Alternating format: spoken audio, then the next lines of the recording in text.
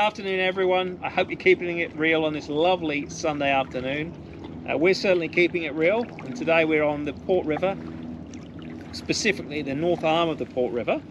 And rather than being on the sailing boat, I'm in a kayak. So this is actually an inflatable kayak, but it isn't like your usual floating marshmallow. These are hybrid inflatable kayaks. I've got an advanced elements, advanced frame kayak. If you're interested in them, because they are really convenient, they go up and down really easily, they're reasonably lightweight, and they can fit in your car without having to have a roof rack. I've actually done a review on this particular kayak and it's on my main channel, so check it out if you're interested.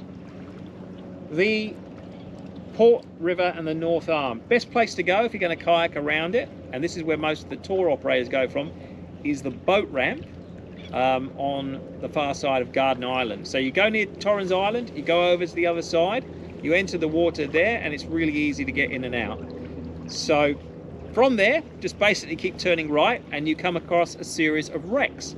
The first one is a really significant wreck, the Santiago. It's the most obvious wreck in the ship's graveyard. It's an intact, or pretty much intact, iron bark, three-masted iron bark, albeit the masts have been removed and they're placed beside the ship.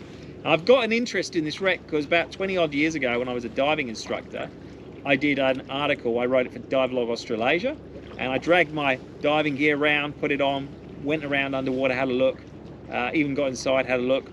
And I didn't realise at the time, but it's actually one of the oldest, if not the oldest, hull of its kind in the Southern Hemisphere that's intact. So, it's, as I say, it's about 170 years old, and it's really interesting to look at. There's also a few fishermen that will go around it as well, so it's quite popular. The next wreck that you come to is actually, well, I'm sitting in it, you wouldn't know. The largest wreck in the graveyard is the Dorothy H Sterling, and it's a wooden ship, but it's hard to see it because it's been almost completely reclaimed by mangroves.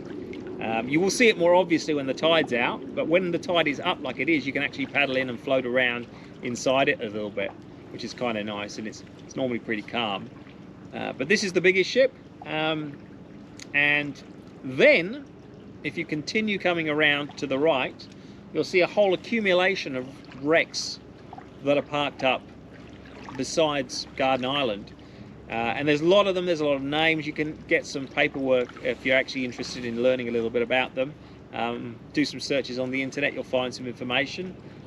I actually used to know a guy who did his thesis on one of them because he was a marine archaeologist, and he did it on the Sunbeam, which is probably the largest one you can see from the causeway with the big rudder sticking out. And yeah, as I say, it's quite an interesting place to go and have a look at. If you do go from the boat ramp, you're probably looking about 3 kilometers to the far end of the main accumulation of wrecks, where the causeway is, and then of course you turn around. So you're looking at about a 6k round trip. There's obviously other ways to go and have a look at it if you're paddling up and down the Port River, but I think that's just the most convenient. So with that in mind, we're going to push off from the Sterling, and we're going to make our way to the remainder of the wrecks, and might even have a look at a bit of the mangroves. But if anyone's interested, feel free to leave a comment below, and I'll get back to you with some more information about the logistics of looking around the north arm of the Port River.